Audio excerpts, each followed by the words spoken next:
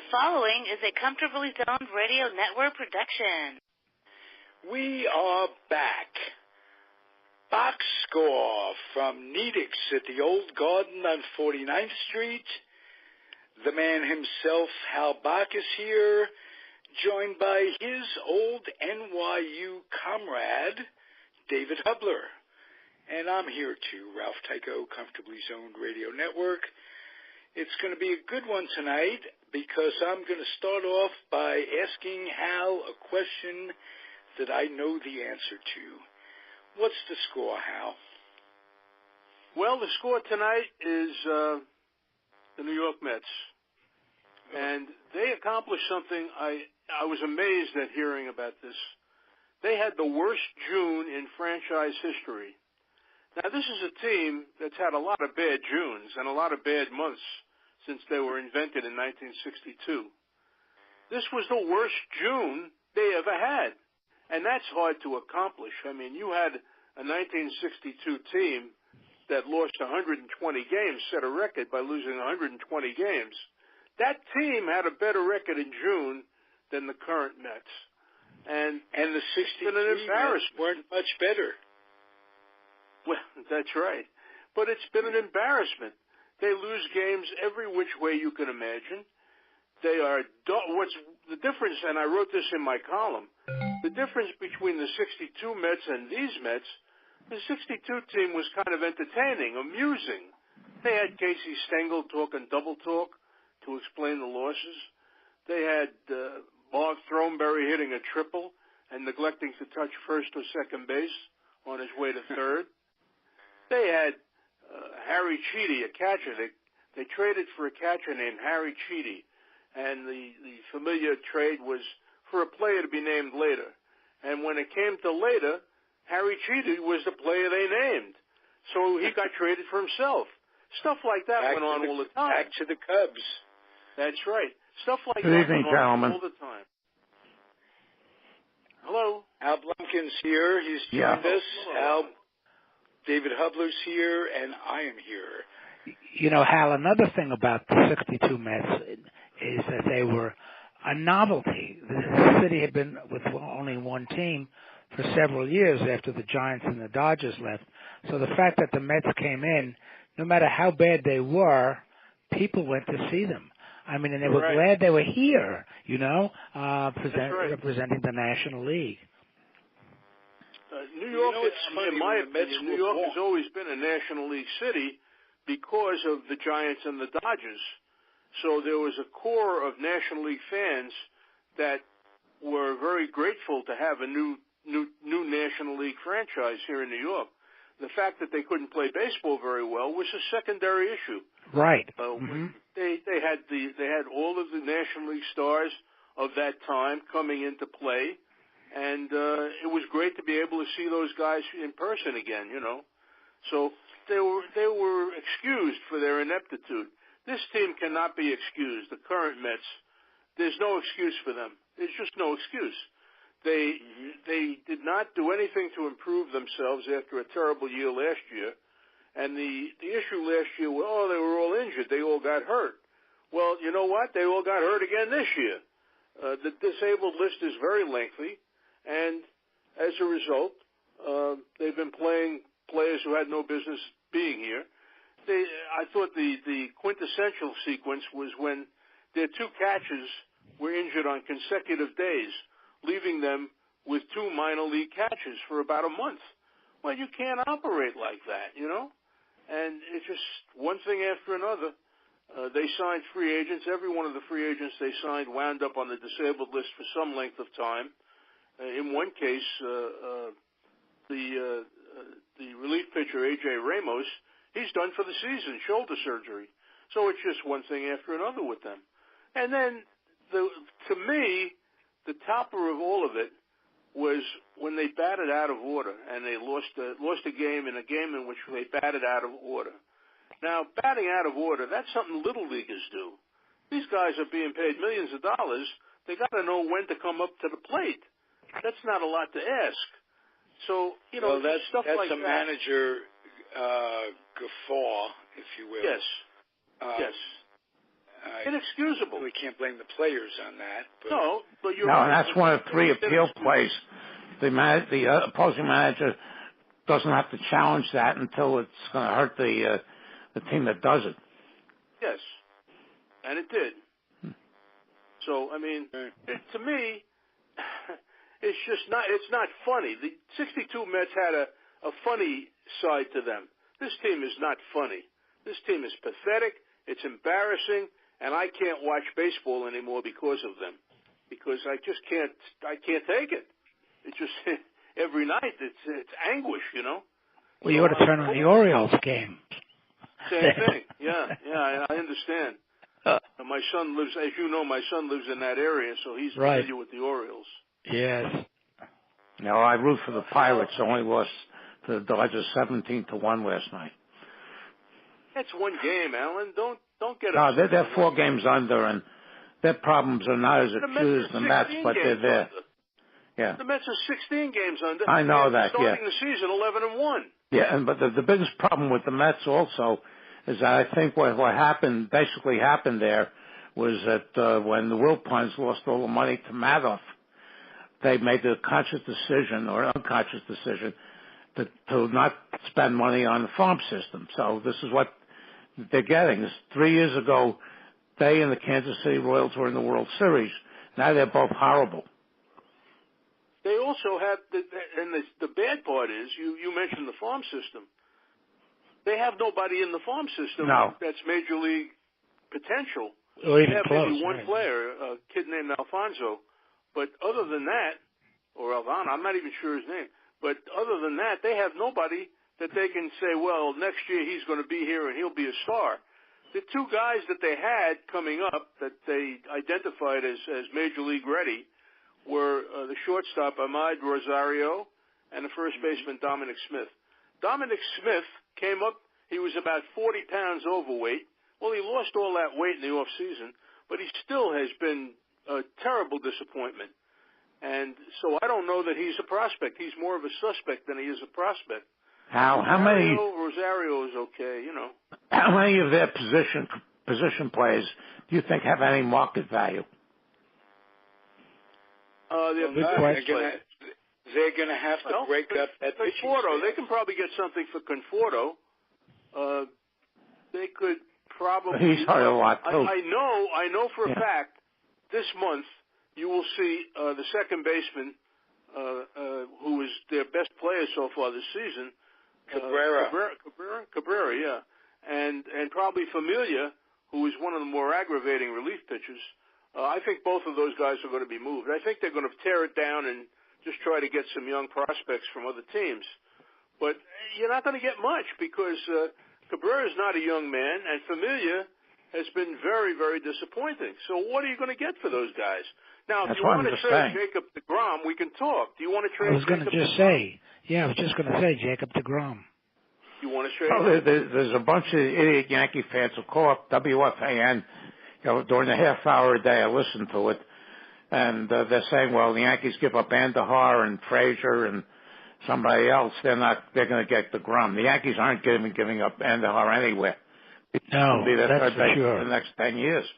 Mm-hmm. But they think that automatically getting DeGrom is going to put them in the World Series. You can't trade DeGrom to the Yankees. You can't trade him to that's not going to happen. Team in your city. I know. That's right. That's right. It'll be embarrassing when he wins the Cy Young Award, you know? So you can't do that. You can't take that chance. That's why there have been very, very few deals between the Yankees and the Mets. They don't want to take the chance. Well, they're usually secondary players, you know, that they're not impact guys, Yeah, they're not impact players. They're needed for a specific time or specific to fill in for, but they're never impact players. No, that's why I don't think that DeGrom will be traded. I don't know if he'll be traded at all because you have to have somebody to sell to the fans. You have to have at least once every 5 days you have a good chance of winning the game because he's going to pitch. Now, of course, the flip side of that is in order to win a game in baseball, your team has to score some runs. Yeah, and he has had no run support, virtually no run support all season. And when he leaves a game ahead, they blow the lead for him. I mean, it's just one thing after another with this team. The center fielder, Juan Lagares, a very good center fielder, won the Gold Glove a couple of years ago. He ran into a wall catching a ball and broke his toe. He's out for the season. Now, you broke your toe catching a ball? What? How does that happen? I have a theory. If you want to know my theory is that this team is cursed because they essentially rebuilt Ebbets Field. When they built Citi Field, it was in the image of Ebbets Field. And you don't do that. That's like disturbing the baseball gods. And I believe this team is cursed. I really do. Stuff happens to this team that doesn't happen to other teams. I don't think anything is going to change. I don't think anything's going to change until Wilpon sells out. I don't think he will. I don't think he will. He won't either. Got a kid that wants to take over. Because Jeffrey has to get a job. You know, as long as people insist on coming to the ballpark and he makes money on the franchise, he's not going to sell it. It's like a certain basketball team that plays in the Garden. That's right. That's right. Well, Hal, may I tell you what the stupidest thing they're doing is, and you mentioned it in the last paragraph of your great article this week about these Mets, was simply the fact that they hired 3 guys to take the place of the ailing Sandy Alderson, who, let's stop to wish him the best. He's gone through hell, second recurrence of cancer, and he's trying to beat that. So he stepped down, at least temporarily. So what does Wilpon do? He names a committee of 3 albeit very capable guys. All these guys that Riccardi, John Rico and Omar Minaya. Right. 3 guys. Terrific. But guess what? You have a 3-headed committee to make the decisions. How are you going to do that? There's no way. It's an asinine move. And I think of all that's gone wrong, this is the worst possible decision. Well, remember when the Cubs years ago had several rotating managers? Yeah, the college of coaches. A committee of coaches that would college of coaches, Yeah, but they would rotate as the manager. Yeah. Right. And I had a joke in my head the other day. Who's gonna make the decisions? Elvin Tappy? He was one of the coaches. That's a good name, out of the past. The thing with the Mets with 3 guys is it just shows the lack of courage on the part of the Wilpons. Step up, name somebody. You're the guy now. I'm picking you. You know, and instead they took the cowardly way out and said, well, we have these 3 guys and they can all decide what to do. Well, good luck with that. You know, that's not going to be very pretty. So, I mean, it's just they run this organization in such a haphazard way that it's just discouraging. It's very hard to root for them. It really is. It could have been a Machiavellian move on Alderson's part, because this way, of the 3, the other 2 will keep the third from trying to rise to the top, so that there'll be internal, fighting, or at least keeping the lid on for the 3 of them. Not one of them will ever have the final say. Well, somebody has to have the final say. Yeah, but I mean, they have to vote. They'll vote 2-1. Decision. I think it was Wilpon that made the decision, though. It does sound like a great idea, but I'm sure the man has other things on his mind right now. Yeah. Trying to get back and recover. As, a long-time Met fan, the original Met fan, and the original ex-New York Giant fan, because one of the reasons they were so well greeted is that both the Dodgers and Giant fans missed their team so much that just to have a National League franchise was right. incredibly great. And they took the colors from each team, which was a smart move, too. as an old-time Giant fan, I was offended by Wilpons building a ballpark that mirrors Ebbets Field because that was the park of his youth. Where he was a kid, he went to Dodger games. He was a big Dodgers fan. Well, go buy the Dodgers then. Don't bother me with your dreams of your childhood. Build a ballpark that's Shea Stadium was a fine ballpark. I like Shea Stadium.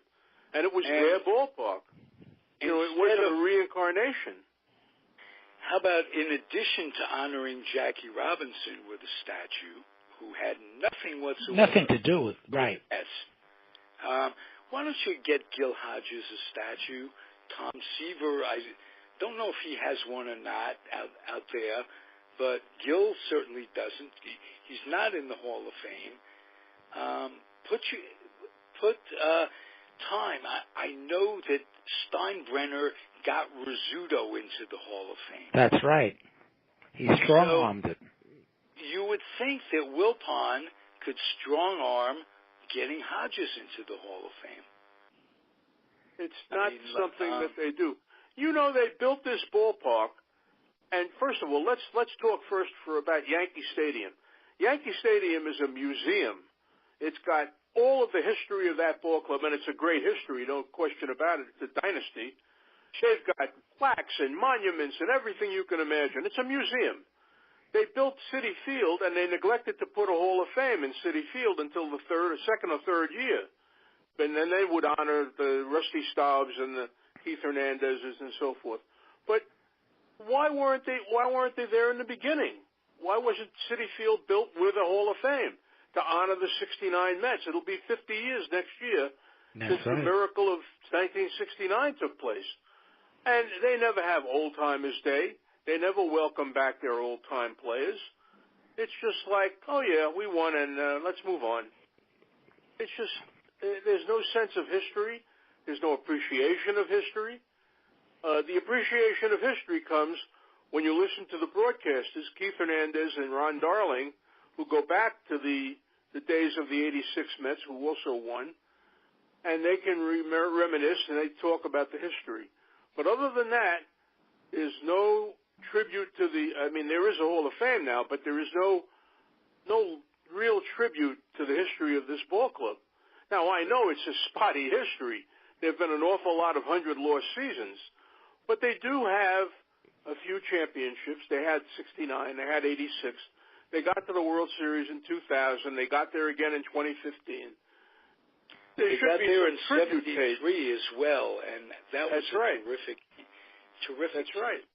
Interesting. There should be some tribute paid to those teams, and yet it's almost an afterthought. We did win in '86. Yeah, well, yeah. Let's celebrate it. Let's have an Old Timers Day. That's going to be 50 years next year. 2019 will be 50 years since the Mets stunned the baseball world by winning the World Series. Now, I'm willing to bet you today that they will do Zippo to celebrate that anniversary. I just don't think they will.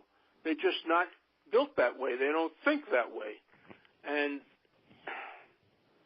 can you hear the frustration in my voice? Yeah, and as you point out, it's 50 years already. So many of today's Mets fans have no recollection of it. They were born after it happened. Well, I thought you talking made a about good Babe point, Ruth. David. What? David, I thought you made a good point about my column when I said Cab Calloway. And yeah, how many today's Mets fans remember Cab Calloway? I don't think any of them do. But this guy, I don't know Mickey Callaway from Mickey Mouse, but he made a remark that I thought was outrageous. In the midst of this horrible June that they were having, he commented how tough it is to play in New York, much tougher than to play in Cleveland. Well, excuse me, this is the New York Mets. You're talking about New York. Don't tell me about how tough it is or not tough to play in Cleveland. They're not playing in Cleveland. They're playing in New York. You got to toughen up. You got to be a New Yorker. New Yorkers are tough. They deal with a lot of trouble and a lot of obstacles every day. So stand up and be a man and play in New York. And don't tell me how much easier it would be if they were playing in Cleveland, because it wouldn't be. They're as bad now in Cleveland as they would be in New York. Well, they would be as bad in Cleveland as they are in New York. And don't forget, for a good number of years, Cleveland was a pretty poor team. Yes, yes. That's much improved. Anybody remember what 2 days ago was? Bobby Bonilla Day. That's right. Oh, when he gets his check. Yes, $1,193,000. Over $1 million. Till 2035. Until 2035. What a deal! How the hell do you negotiate a deal like that? Not me. I don't know. I wish I'd known. God, I would have. That happened to have been a good deal for both teams. The Mets freed up a bunch of money at that time, and deferred money, which is worth less now to Bonilla. It was a good idea that it kept Bonilla from spending it.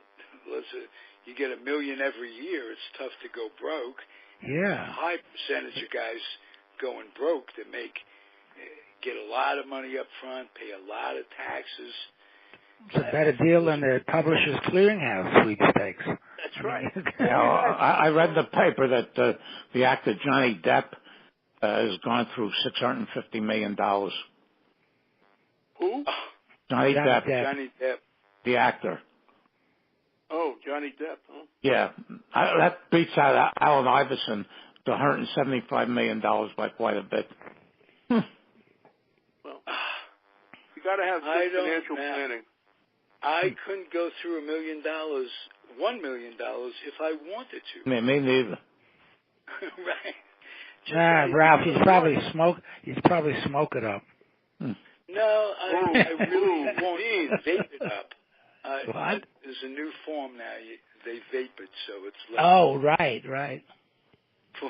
But but thank you for that. I appreciate But the Wilpons had money at the time. This was all before Madoff. Yeah. Did they get a favorable deal, the Wilpons, when Madoff? Remember? Were they repaid? Yeah, they did. Yeah, because I thought that. Remember that Dodger owner McCourt who they forced out? Right. Around just 5-6 years ago. I thought that they'd do the same thing with the Wilpons after the Madoff thing broke, but they didn't. Well, Took that one up to another Bud Selig accomplishment. Yeah. The Wilpons were in bed with Bud Selig. They were obviously, yeah. So, I mean, that was not going to happen. Do you guys remember the day that Bud Selig appointed Wilpon after the Wilponzi stuff? He appointed him to the Executive Financial Committee of Major League Baseball. Yeah, well, they were buddy-buddy. Selig was buddy-buddy with like Fred having Wilpon. Colonel Sanders babysit your chickens? Yeah. Very crazy. Very, very crazy. Does the kid have inclinations of taking over? Oh, yeah. Absolutely. He's not going anywhere. Jeff Wilpon, he's not going anywhere. He's Chief Operating Officer. Why would he go anywhere? Yeah. I mean, he's got a great toy to play with here in New York. Now, is he embarrassed? It's I don't very think so. depressing as a Met fan, and I don't think he can be embarrassed. But yeah, Met fans are not. We have nowhere to go. We can't be disloyal because we had a franchise disloyal to us, whether it was the Giants or the Dodgers. Met fans come from that history, and we're not going to quit on them, and that's what makes it frustrating.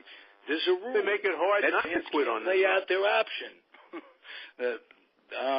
Or we would have a long time ago, but it's crazy. So which one of those pitchers are going to go? And I'll ask you, Al, do you think Syndergaard will go? Syndergaard has spent most of the last 2 seasons on the disabled list. Okay. Syndergaard has. Yeah. Okay. Spent almost all of last season. He's been out for 2 months with the finger. Right. You'd probably get more for DeGrom then, wouldn't you? Oh yeah. Oh, maybe no question that you get more, but now that promotes Wheeler and Matz to the top of the rotation. Well, and you know what? They've been doing quite well lately, I must say. Both of them. It hardly matters if you don't ever score any runs. That's what I said in the column. They're boring. They're slow. Exactly. They don't steal bases. They don't bunt. They don't hit and run. They just stand around hitting home run, hoping to hit a home run. Occasionally they do. But, I mean... The worst crime of a bad anything, whether it's a bad team or a bad movie, is being boring. Yeah, that's right. Well, that's how the Yankees were 2 years ago. They were an awful team. They had Teixeira grounding out to second base maybe 3 times a game. Nobody was trying to do anything special to score runs. They were boring. They were truly boring. I know what the feeling is like. Yeah, but they unloaded. They had a farm. They built up a farm system. They were able to get Torres, Gleyber Torres from the Cubs when they sent Lone Chapman there for a couple of months. Right, and then he came back. And they finally realized that spending a lot of money on free over the hill free agents wasn't the way to go. You know how you mentioned it took them long enough. How you mentioned the team this year. They signed Todd Frazier, who's probably done. They signed Jay Bruce, who may be done. They brought back Jose Reyes. Now nobody loves Jose Reyes more than I do. I thought he was a terrific guy in the clubhouse. He was a terrific player for them. But that was then. This is now. He's 35 years old, and he's just useless. But he's taken up a spot on the roster. For what reason, I couldn't tell you. They're still carrying David Wright on the 40-man roster. That's right. David, that's a sad story. I know it's a sad story, but I have spinal stenosis, and believe me, you cannot play Major League Baseball with that. Right, I know that. Yeah. I told you about a week ago. I said that I asked a doctor friend about that, and he laughed at me. He said, "No, you can't play with spinal stenosis. That can't be done." And that's the case. We're learning that every day, aren't we? Yeah. So, but why he doesn't walk away, I don't know. Why doesn't he just hang it up? But this is the gracefully, gracefully instead of sitting on the bench. Have a nice go-away party for him, and that's it. Yeah. Enjoy the rest of your life.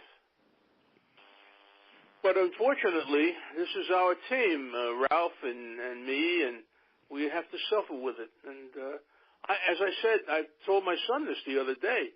They've taken baseball away from me because not only is it the Mets, I mean, the way the game is played today is very frustrating and very troubling to me. The beauty of the game is under attack by the analytic crowd, and everybody has to hit a home run, and they have to shift. Everybody plays defensive shifts that are ridiculous. They never heard of Wee Willie Keeler. You know who Wee Willie Keeler was? Wee Willie Keeler is in the Hall of Fame, and his motto was "Hit 'em where they ain't." Yeah. Well, where they ain't is when the shift is on, and there's one lonely guy on one side of the infield. That's nobody there. Hit it over there. But these guys can't do that. Well, Hal, I was going to mention that. You may have seen it. There was a column in the Post, I believe, the other day about a situation in one of the games where the shift was around to right, and the batter, of course, was a left-handed batter. There was a runner on second, and I think there was none out or one out, and they needed a run to sort of get close to tying. I think it might have even tied the game. And the batter didn't even try to bunt. It was all open from shortstop all the way across. And he didn't even try to bunt. And when they asked the manager about it after the game, he said, well, he had never bunted in his life, so we didn't really want to. Dominic Smith, it was the winning run. Yeah, okay, the winning, base. yeah. The leadoff batter in the inning, I think it was Joey Batista, had drawn a walk to lead off the inning. It was in extra innings. And he's on first base. And now everybody in the building knows that you're going to bunt. Because you're the home team. You only need one run to win the game. Get him over into scoring position. Dominic Smith was the batter, and he swung and missed 3 times, and that was that. And I said to my son on the phone, I said, why didn't he bunt? Why wasn't he bunting? And the answer is he couldn't bunt because he never bunted before. Never once. They never even. It's incredible. No, they had a list in today's Daily News of all the batters who had single seasons of 180 strikeouts or more. And the list is full of the Chris Davisons and the Adam Dunns and the Mark Reynolds, all these guys. And almost every player on that list is started after 1990. You know, they draft players every June. Yeah. And they put them in rookie league, what they used to call rookie league, developmental league. Yeah. What the hell are they doing down there? They have to be taught, trained, instructed on how to play the game properly. And part of playing the game is learning how to bunt. It's a major part of baseball, always has been. But these guys instead of teaching that, they're teaching them to elevate their stroke. Well, especially for National League clubs. National League clubs really need to teach their pitchers how to bunt. And that brings up something else that I learned about today. You know, there's a big campaign on to bring the designated hitter to the National League. Right. The only league that does not have the DH. And people say, well, who wants to see pitchers bat? That's boring. Well, last night, one of the best pitchers in baseball, Max Scherzer, was throwing against the Red Sox. And the Red Sox won the game. I think it's 4-1 or 4-3. 4-3. 4-3. Okay. How did they get 3 runs, David Hubley? Do you know? Yeah, Porcello hit a 3-run homer off his buddy Matt. Double, bases loaded double. Yeah, that's right. A 3 bases loaded double off his buddy Max Scherzer. His buddy. That's what they don't understand. That's the beauty of baseball. It's unpredictable. You never know what you're going to find out, what you're going to see. Casey Stengel said, "Come to the ballpark, you'll see something you never saw before." And he's right, or he was right. Anybody with a bat in his hand can be dangerous. A few pitching things happened over the weekend. Game, and they're taking it away from us. Yep. They are. Sunday night, the Yankees beat the Red Sox 11-1. Good. Severino pitched 7 innings. He had 1 hit or 2 hits. They bring in a reliever to pitch. He got 2 outs in the 8th inning. They take him out, and they bring in one of the other relievers. He gets the out in the 8th inning. Excuse me, the third out in the 8th inning. I think it was Betances, and Betances gets the first out of 2 in the 9th inning. He pulls him to bring Chapman in. For what? I don't know. And there was again, as I mentioned before, it's about the numbers. Yeah, the also, Pirates, they may needed some work. The Pirates lost to the Dodgers 17-1. The Dodgers took out their starter who gave up the Pirate run in the first 6 innings. They brought in, they were leading 17-1 after 6. They brought in this reliever, pitched 3 innings, he got credit for a save. How can you get credit for a save if it's 3 innings? 17-1? When I had a 33 game a bunch of years ago, a relief pitcher for Texas pitched 3 innings and got a save out of that. And there was an incident and over the weekend where Cleveland brought in a relief pitcher with 2nd and 3rd, and no out or 1 out. He comes in, they waive the intentional walk, then they pull him out for a right-hander. So technically, he didn't pitch anybody. That reminds me. Last night I was watching the Yankees Braves game, and they had runners on 2nd and 3rd. The Braves did, and then I thought I fell asleep. I thought I blacked out because 2 seconds later, it turns out, the bases were loaded. And I said, no, bases can't be loaded. I saw that little graphic in the box. I said, bases can't be loaded. It's just 2nd and 3rd. And what had happened in that instant, that millisecond, was that the Yankees had given the batter an intentional base. So he went right down to first base. So unless you're really watching intently, you can even miss an intentional base on ball. That saves all of 10 seconds. I've seen hitters get hits off of attempted intentional. Sure, when you had to pitch it. Yeah. Or a wild pitch. Once again, it's unpredictable. The game is unpredictable. Right. That's the beauty of baseball, and they're taking it away inch by inch and day by day. How does a pitcher pitch to the next batter? He's now thrown the ball intentionally out of the batter's box to walk a guy. Yeah. How's he going to pitch to the next guy? He's done it for 100 years. Why can't he still do it? You let the pitchers being pulled do the intentional walk. Very simple. They do that, but that doesn't mean the pitcher can't pitch to the next batter. I know. Because after all, these guys are pros. They can throw pretty much where they want to. 7, 8 times out of 10. And True. So just by throwing wide, either left side of a batter's box or the right side, doesn't mean they've lost their... Is he going to have the control to come back? Yes. Is he going to miss? There's only 4 pitches. The batter goes nuts and hits a home run. Ralph, it's the same thing as if he threw to a batter 4 balls unintentionally. Does he have no control over the next batter who comes in? No. Right. He just threw 4 balls. That's all. And if you want to talk about the DH, not Hal, but David and Al, both Yankee fans, and I'll bet you both remember that Don Lawson and Bob Turley were excellent hitters. Right. Absolutely. I was at a Yankee game in 1956, September. I was 13 at the time, and a friend of mine and I used to take a bus and 2 subways to get up there for day games, and we could do that back then. And Bob Grimm, we're sitting in the right field grandstand. Bob Grimm hit a 3-run home run in the bottom of the ninth to win the game. I took a look at my friend. We looked at each other. Who the heck was that? And all of a sudden we realized it was Grimm. Stengel let the pitcher bat, and he hit a 3-run homer. You'll never see that anymore. No. Take a look at the statistics, the hitting statistics, for the guy who I believe to be the greatest ball player who ever lived, and that would be Warren Spahn, who fought World War II in the Battle of the Bulge and then came home and won 363 games, more games than any left-handed pitcher in history. Take a look at his batting statistics, how many home runs he hit. Take a look at Don Newcomb, how many home runs he hit. I remember these guys, and they did. They were hitters. They were absolutely.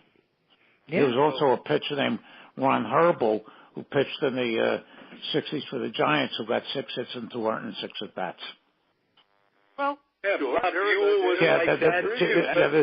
Bob Buell, who the Braves pitcher who was with the Cubs in 1962, went 0 for 70.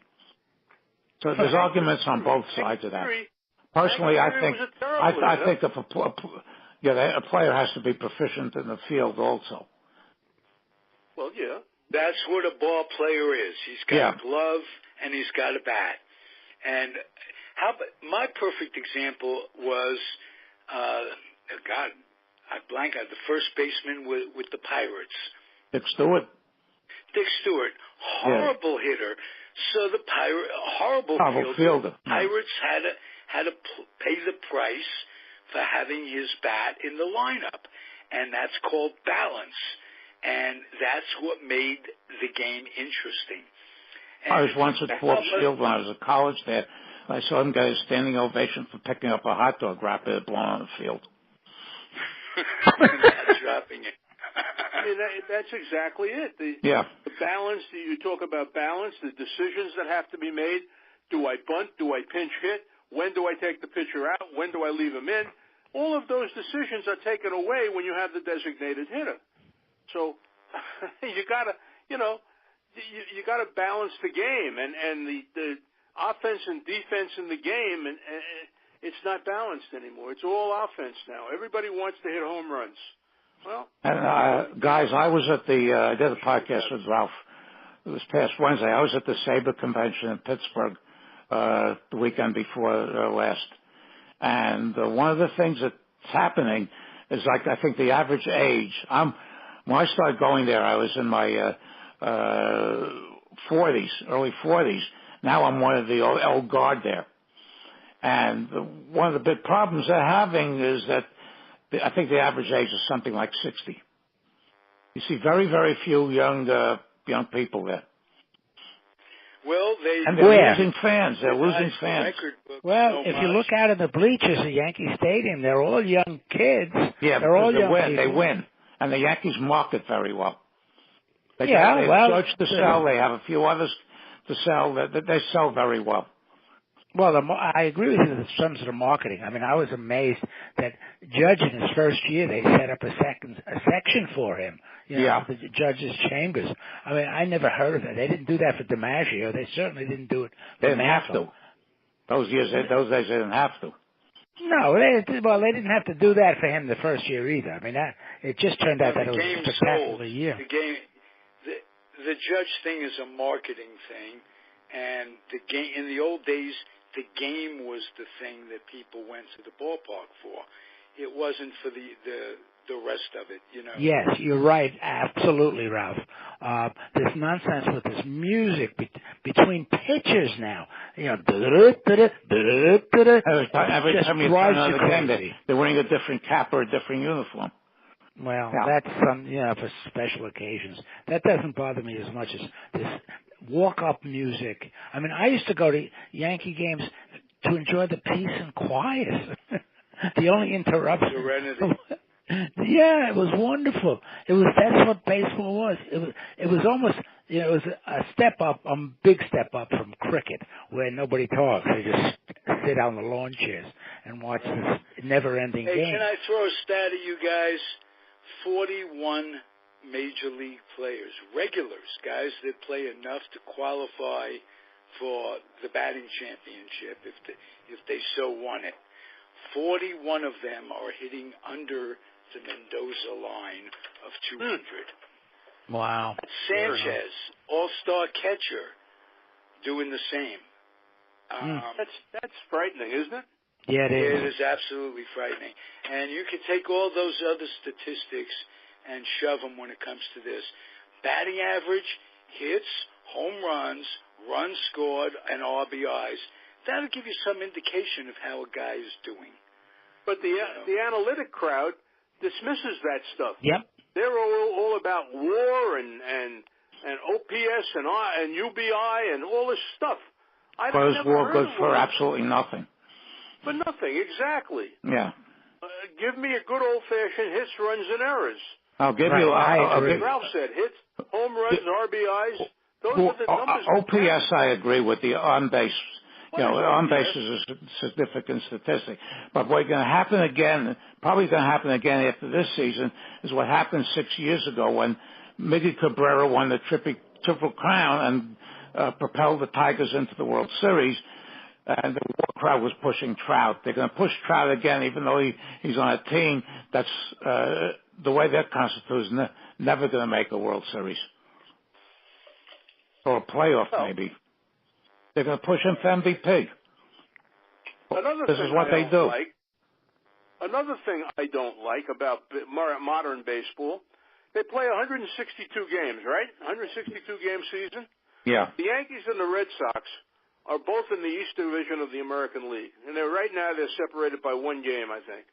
And they both have far better records than anybody else in the league. One of those teams is going to be the division champion. And the other one is going to be a wild card team. The wild card team has to play a one-game playoff. Yeah. And it's win or go home. After a 162-game season, in which you have the second-best record in baseball probably, and you can be eliminated by one game, that doesn't make sense to me. And the Red Sox and the Yankees are heading toward that. The Indians are in a division where they're something like 10, 12 games above 500, and the rest of that division is so bad that they've got a 9-10 game lead there. The Twins, the Tigers, the White Sox, and the Royals. Is there something wrong with that system? Do you think there's something wrong with that system?